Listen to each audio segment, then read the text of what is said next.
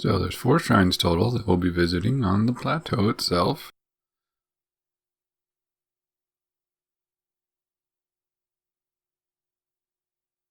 And the first time that I played through the game, I actually didn't know about this part right here.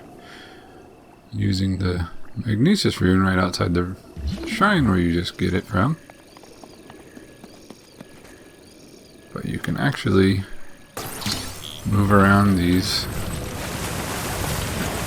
giant boxes and crates and things because they're metallic. So I just did a little bit of that here, but the more important discovery is if you look in the water, you see there's objects in there that you can manipulate with it as well.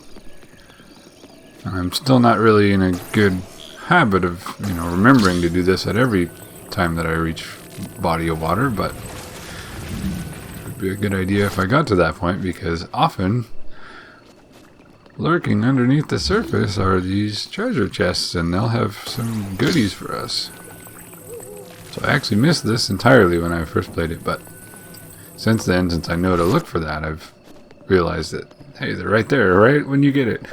You missed some stuff, so. But there's so many things in the game that there's no way you're going to be able to get it all, but. So here we have an opal, and it's ore like this that's probably going to be our main source of income for rubies and things during this playthrough, because they're pretty valuable.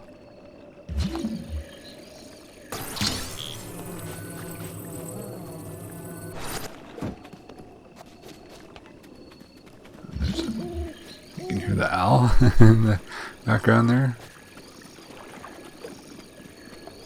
You can even move this big lump of metal that looks like a rock over there. But there's one more chest to get, so.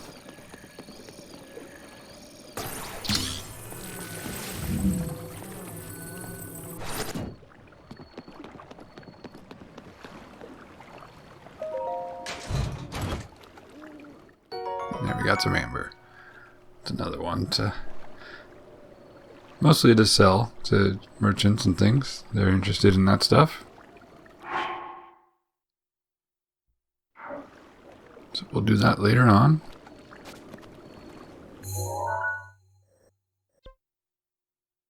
So here's the instant travel feature that we talked about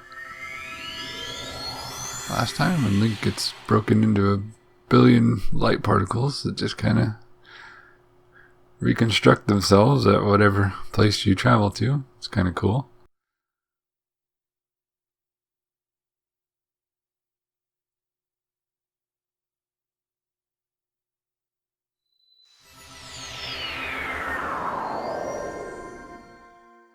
The old man's here already somehow.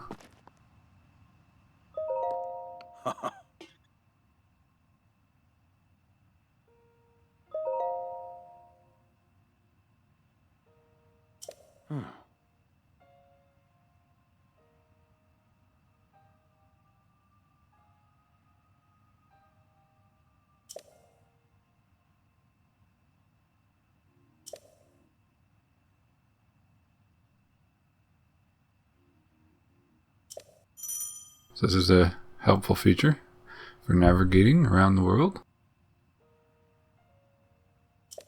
Ooh.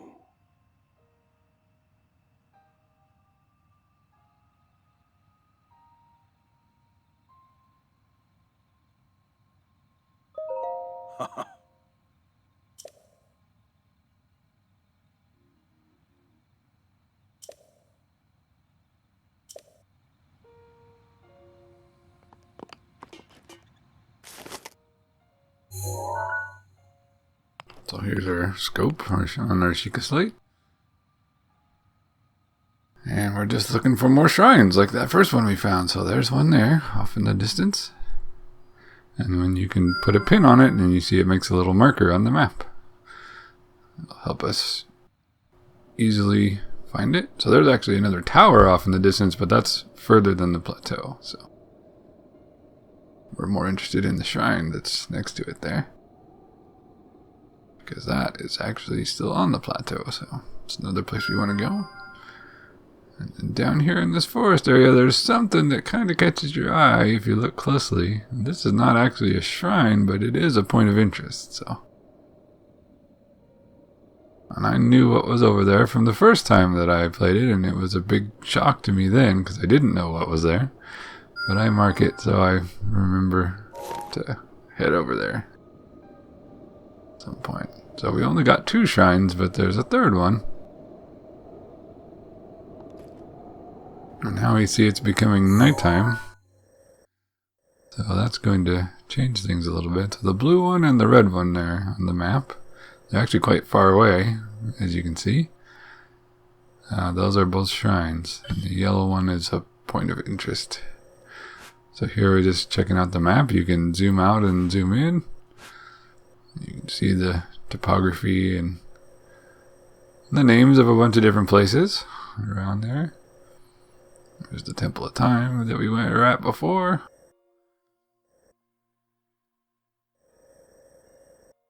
So it's pretty detailed actually, and you can actually put your own pins and things, pins and little markers. They call them stamps. So anytime you find anything that is interesting to you or a place that you want to remember to go to, you can just kind of put these little stamps or pins on the map to say, hey, I want to check out this spot over here before I forget, or anything like that.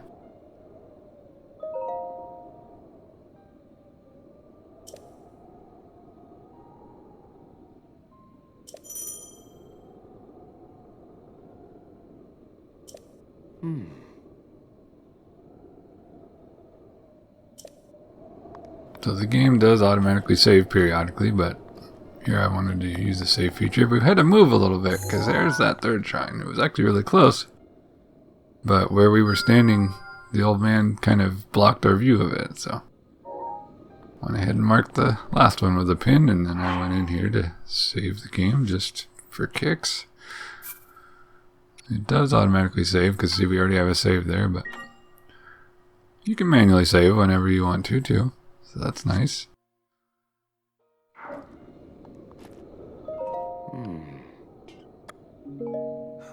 So now we've got all the shrines pinned on our map. So we're good to go here. So I thought, well, I'll just teleport back to where we left, the first shrine.